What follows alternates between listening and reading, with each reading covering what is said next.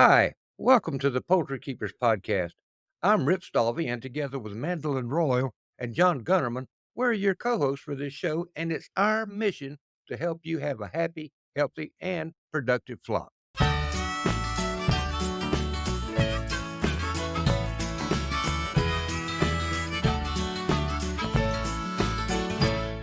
Oh, this was just another example showing the females versus the males. It's very cool. I love working with Wheaton for this reason.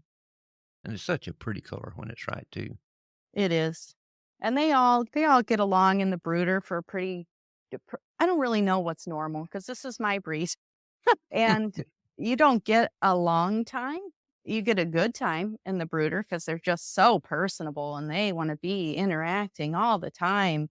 But after about 8 weeks, that 2-month mark, then you just don't know. There will inevitably be a troublemaker. This picture on the right, and it could be a male, it could be a female who's starting the trouble. You don't know. Sometimes the females will start it and then leave and just leave the boys to duke it out. So you do have to be really observant of behavior with this breed and decide where are you drawing the line? My line is, I don't want a bloody brooder. I want to enjoy the experience of raising chicks that I'm not constantly having to check or not know what I'm going to walk into. So if I have a chick that's fighting that early, I don't even want to wait and see if they end up being the most perfect chick I hatch this year because I don't want that in my line. They have to be enjoyable to raise. Yes. It's too stressful. Should we think about, have you played with any other types of enrichment? Something else they can peck at or beat up on? I have. I had good luck with that with the seals, and the Shamos seem to ignore any type of parakeet toy or side toy. They're so into each other. I think that's an area I haven't exhausted yet, but they don't seem as easily distracted. I'm That's actually just even wondering something as simple as some baled alfalfa hay. Not Just tried that. if they can tear apart and eat, right? Mhm. The only issue with the parakeet toys is they tend to be hard and they can't really damage them. It's futile. Whereas if you put in a cake of alfalfa hay and just let them tear it to shreds, right? So they can take out their aggression on something and watch it disappear. That's a great idea. Just an idea. So Yeah, that's definitely something to try. just something they can beat up on, and they're not hurting anybody. Yeah. That gets us through the slides, so now we can get down to some of the nitty-gritty what ifs and why fors. But you've talked about it a little bit, and obviously with a bird of this size, there's got to be some pretty unique management considerations from the time they're hatched until they're mature. But what about hatching? You find them easier, harder, or about the same to hatch as other breeds? I don't think they're any more difficult to hatch than other breeds. And having hatched something like Saramas, which are just like mind-boggling and frustrating to a lot of people, they're just, it's pretty standard procedure. I dry hatched my Shamos. I had great fertility and yeah, I had great luck with these birds with hatching so far. That's positive. But then the brooder does pose some challenges, especially it depends on what size you want to have, like size flock of Shamos you want to have, because you can't combine age groups. And maybe you can, but you're taking a big risk. So having a plan before you just go, these are really cool birds, I'll plan it out as I go. That's just not a good idea. Doesn't work well. And I saw you had that group of chicks were in a livestock watering tub. Do you brood them like that from day one on up, or? No, I actually, I have a larger, I ran into this problem this year. I have a larger brooder and I had really high hopes that I was going to be able to integrate age groups, and it just didn't happen. But I had a backup plan, which was the one that was in the picture. But then I quickly had to make sure I had a grow out pen because I hatched for most people, hatching 22 birds is not going to be a very big number. But when it comes to Shamos that you might have to separate every single one by a couple months, you hope not, but that's a worst case scenario. Always plan for the worst case. Then room becomes slim pickings pretty quick. Yeah, I hadn't thought about that, but yeah, you could run out of space real quick. Yes, and some people have success keeping a bachelor flock of grow outs, but then inevitably I see, there's death, and I just prefer to avoid that altogether if Well, possible. sure. So, And Jessica, one of the tricks that other game breeds, game type fowl breeders are using is when they do the free range, is they put a mature cock in there with them, yes, and no one challenges, right? He keeps everybody else under control. So there's something about he knows he's the dominant, and he doesn't. There's nobody really in there for him to challenge, well, that's worthy. And hmm yet all the young cockerels are not dumb enough to start a fight because he runs over and breaks it up, that hmm sort of thing. So I don't know if you've tried that yet. I know with the that's an free range old, bird, because I have my American game are my range flock, and yes, our flock leader, his name is Hook. And he puts the kibosh. So I have 4 grow out stags that are free range right now. And then I have 3 grow out stags that are penned separately. And I am just so happy with the progress of the free range birds compared to the penned birds. I'd like to be able to replicate more of a free range environment with a little bit more control. Because I can't feed these birds how they need to be fed when they're free ranging. They're fed like everybody else with the flock is fed. And then, so that poses the problem, having the older bird with younger birds and feeding them appropriately. Oh, there's always problems. What about getting these birds ready for a show? And Oh, man. I would imagine there's some special considerations going on there. What a scene that is. My dear husband, as I'm bringing him into the bathtub, because it's too cold around here in November to give these half naked birds a bath outside. So, yeah, my bathroom is a scene of ancient combat chickens and towels, and it's really something. Fortunately, they seem to be humbled by being wet and they don't really fight it. But I think the hardest part is transporting them, and it's just a big bird. They got just keeping all of these parts clean. But then I look at these people traveling with white birds and think I probably have it easy. Yeah, you do. Yeah, That's the reason I don't have white. that doesn't easier look for fun sure. at all. Yeah. But the stags, they get disturbed. They do get very disturbed when they don't have a pullet with them. I tried to do some cage training differently this year, and I tried for weeks, and it was just unsuccessful. This bird was just getting worse and worse. And then as soon as I gave him a pullet, he just is totally subdued now and has no problem being confined. So far, when I've traveled with my birds to shows, every stag travels in a large dog crate with 1 pullet, and they stay very calm on the ride. Anytime I've tried to box one alone, they get a little bit frantic. And frantic for 7 hours before you get cooped is not really okay. A question here. This strikes me as a breed that would benefit from being posed right at a show. Oh, yeah. Do you work with training your birds to pose? Oh, yeah. I work with treats. Yeah, you've talked about that before. So anytime they see me walk up to the thing, their heads are up there. One has learned to stick his head out of the drop pen. He has to turn it sideways, but now he sees me coming and he's ready. So That's they have funny. such personality and character. Sounds like they're pretty easy to pose train, though. Oh, yeah. There's not a fearful bone in their body, which is good and bad sometimes. Sue asked about them flying well. And as far as flying goes, like I said, I keep the platforms that they roost on up. They're about 30 inches, and they hop up to those with no effort. Usually it's all legs, but they will not go over a fence. Not yet. They would have to be really spooked and probably young and lightweight at that point. They won't go over a regular Interesting. fence. Thank God. We've got a question back up here, and we're getting to that part of the show. Yeah. And Barbara asked, so you do single residents per bird, but you just said that you're doing like a pullet with a cockerel or a hen with a rooster. Yeah. With a cock. just to keep them calm, just so they're not Yes, alone I have kind of thing. not had luck. That was my intention, and I think Katie has done it successfully. And maybe it's just who I am, that I am not tolerant of a pacing bird that is not able to look at peace in the day.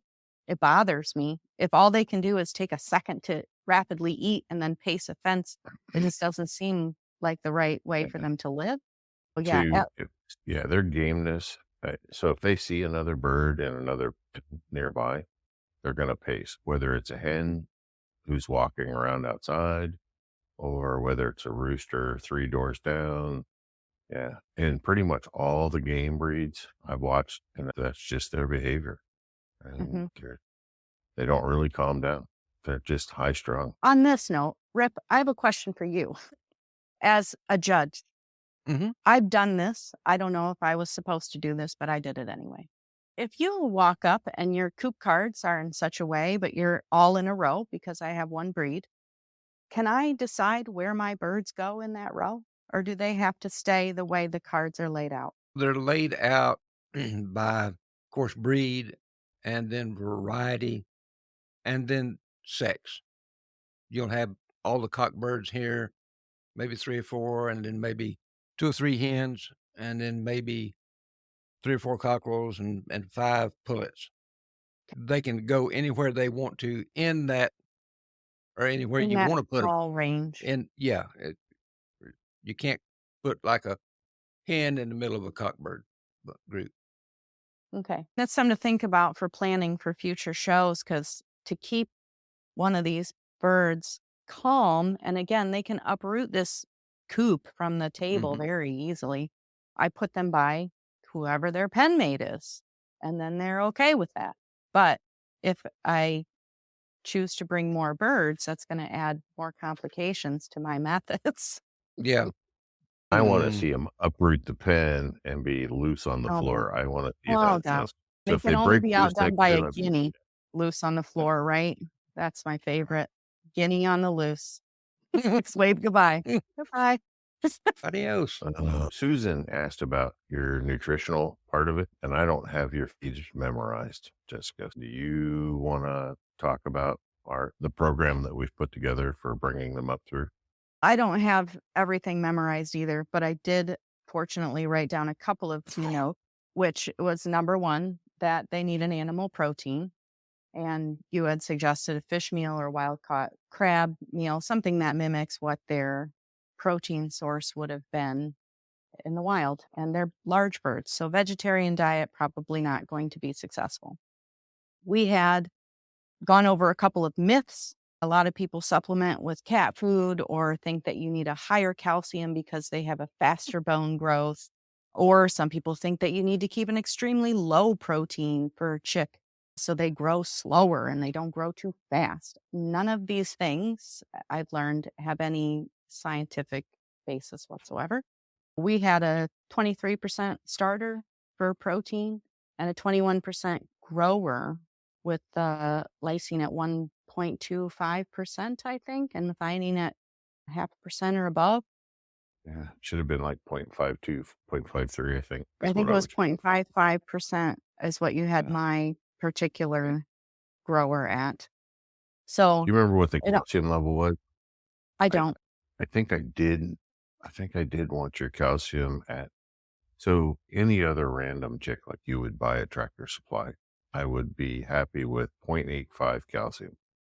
But because of accelerated growth, particularly like the Shamo and other birds that grow very quickly and they have that growth spurt, normally I'll try and be at 1.2, 1.3 calcium just to keep up with that growth.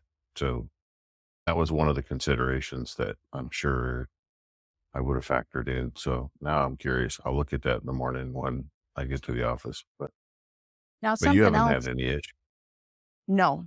So here's something that has come up. Maybe it's a myth, maybe it's not. But people have recommended giving your birds glucosamine if they're not as active as they seem like they should be. I have one stag now who is just exceptionally large for his age. And then that was recommended because he lays down a lot. He moves around the yard all the time.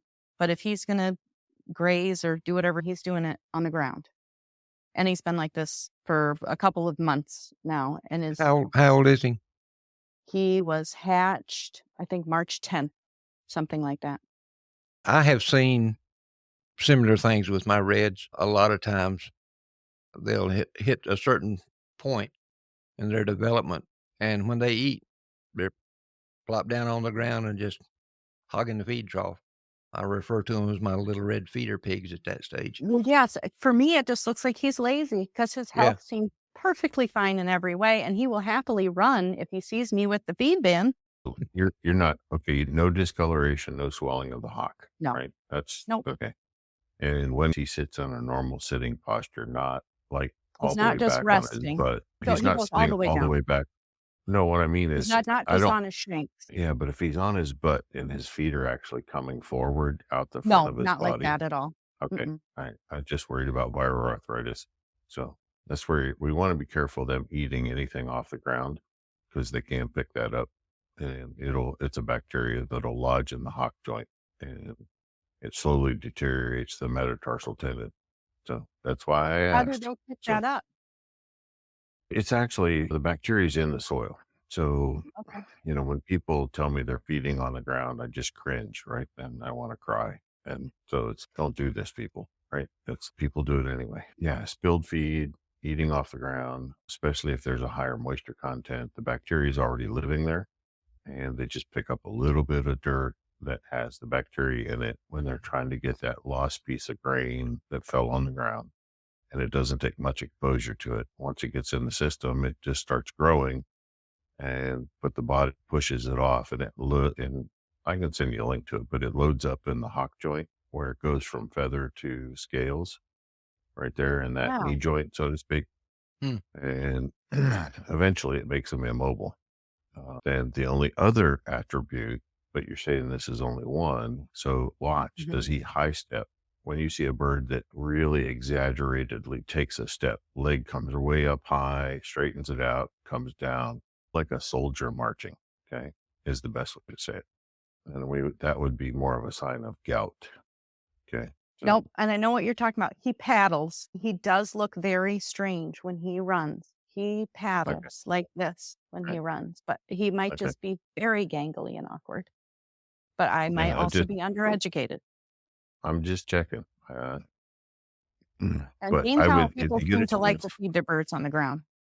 yeah, don't do that. I Yeah, won't. I know it drives me crazy, but when you get a chance to hold him, you don't have to pick him up, but just gently feel or massage the hock joint just to see if it feels more watery or gelatin like than other birds and see Okay. if it may be slightly larger.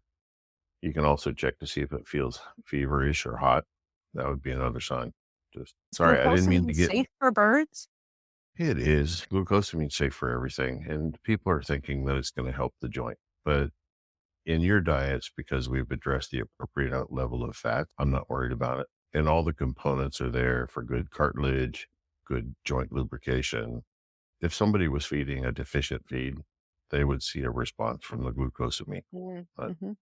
Jessica Sue had a comment about your question about shows and how the birds are placed. Mhm. She said it might be worthwhile to check with the show staff and see if they would make a concession on placement. I agree.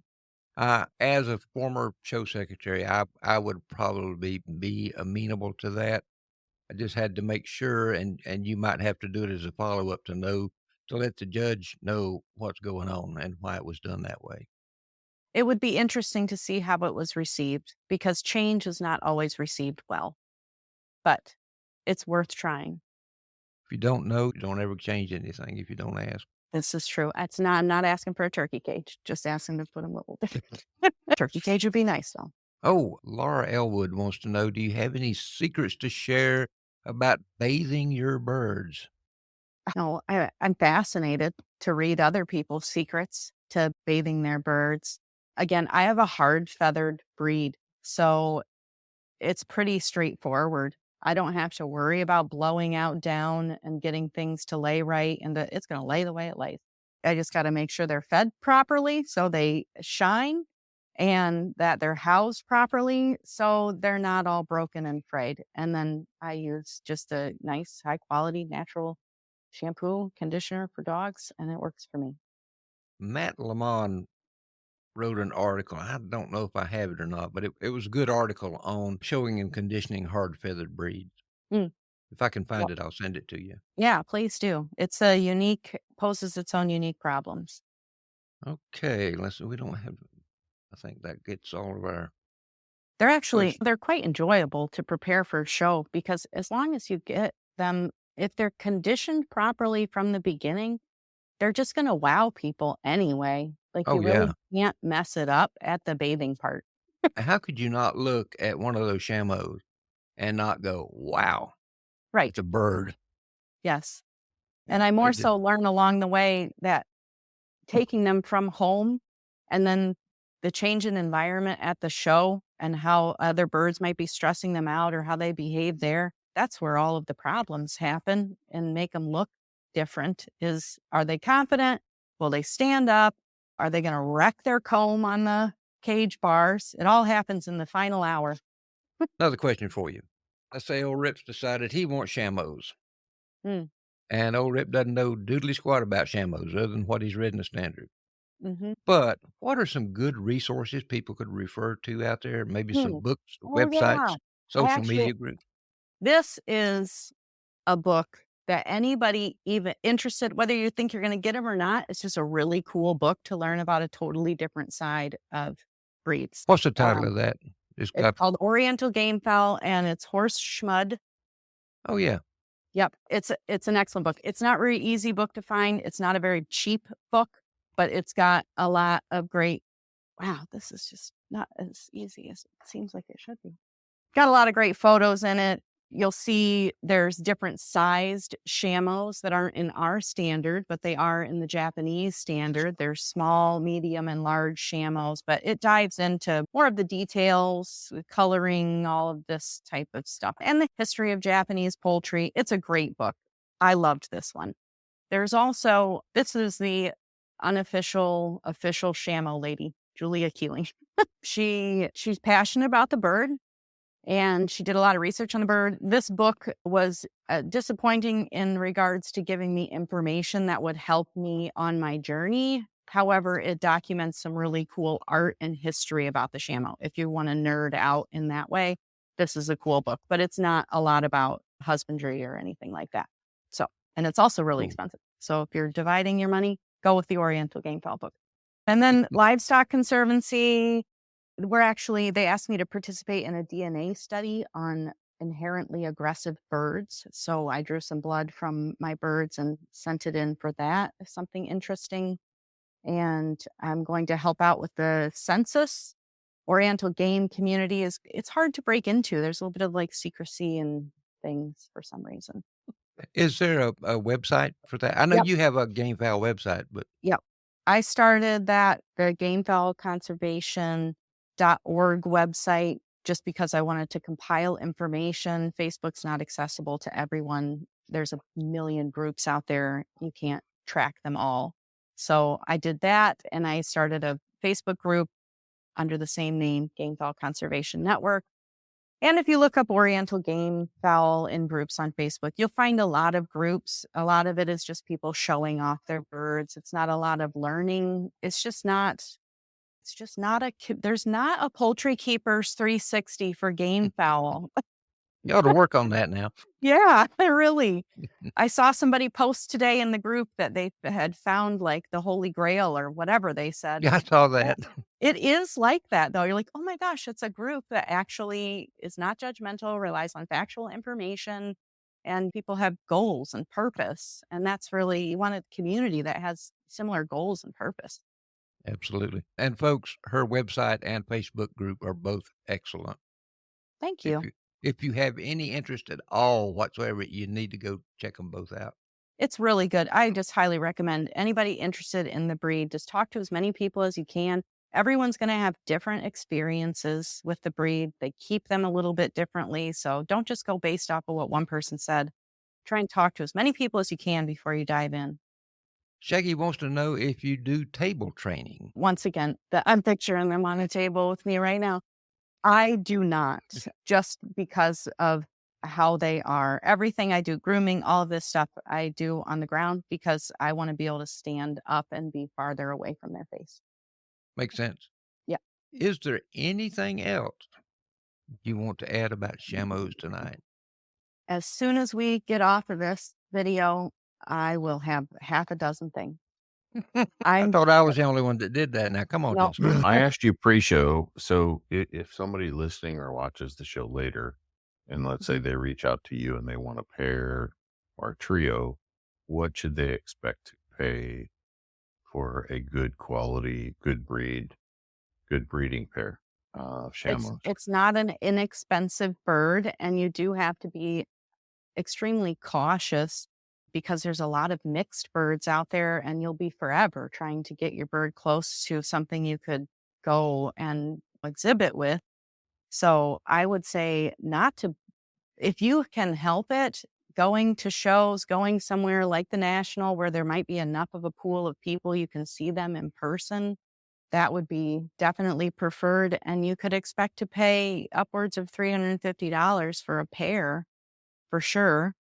And you're also competing with a couple different markets of people that might want these birds. So you're not only ornamental show keepers. There's a Sure, lot of different sure. types of folks that keep game fowl. So Sure. So a trio Well- would probably be in the $500 range, I'm assuming. If you got I if would- you got a pair for $350, probably a trio in the $500 to $600 range.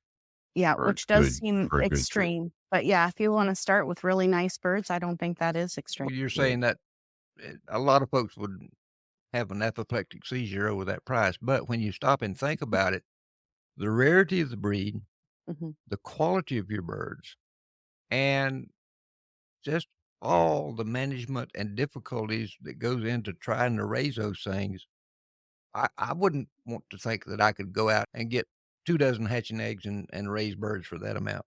You'd Right. have a fortune tied up in those birds. Yeah. Yep, this is true. And there's a lot of, you got to really study the standard and know what are common Shamo defects, which is going to be a large comb. This is in both of these books as well. Oversized comb, duck feet, slouching wings. You got to know what you're looking for. And if you don't see a magnificent bird, then don't pay for a magnificent bird. If you just want a pet, then pay pet price. That's a good quote. I may have to use that. Yeah. What Susan wants to know, what's their average lay rate? So this is What do you have? something I'm going to do next year. I'm going to commit to my different pens, my young up and coming layers, and then my older birds, and come up with this because I don't think that the information out there is correct. I think right now it's like they say that Shamos lay 90 eggs a year. They're some of my best layers. I always have eggs on a nearly daily basis from my trio pen, 2 eggs. And I think that's fascinating because most people say they're horrible layers, but I do not have a number. I've not done that.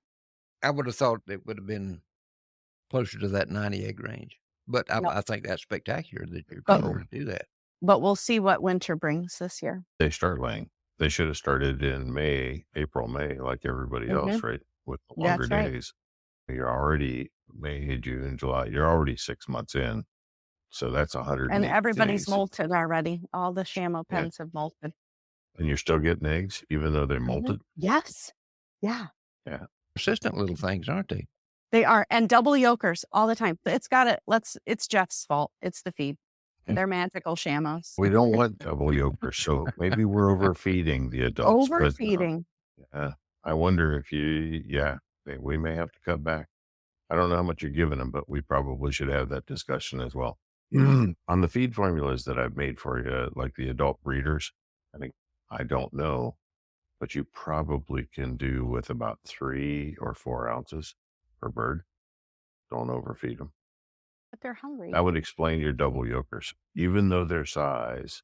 Okay. But that would, once they're mature, if they're getting too much protein, you're going to end up with, that would explain it. I'm happy for you. And they're great table eggs. And I'm sure Great they table taste, egg. I Yep. bet they taste really good, but for hatching purposes, you don't really want those double yolkers.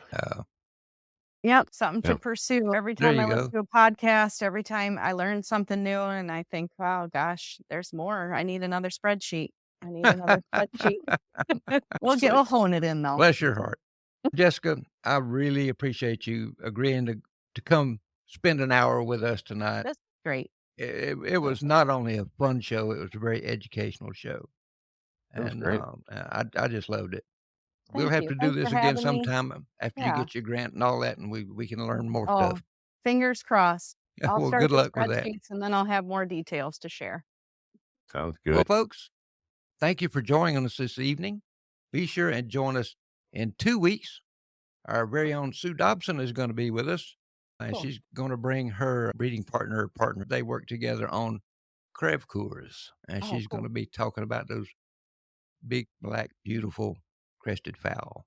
So that's in 2 weeks. So until next time, thank you for listening. You folks have a great day. Thank you for joining us this week. And before you go, make sure you subscribe to our podcast so you can receive new episodes right when they're released, and they're released every Tuesday.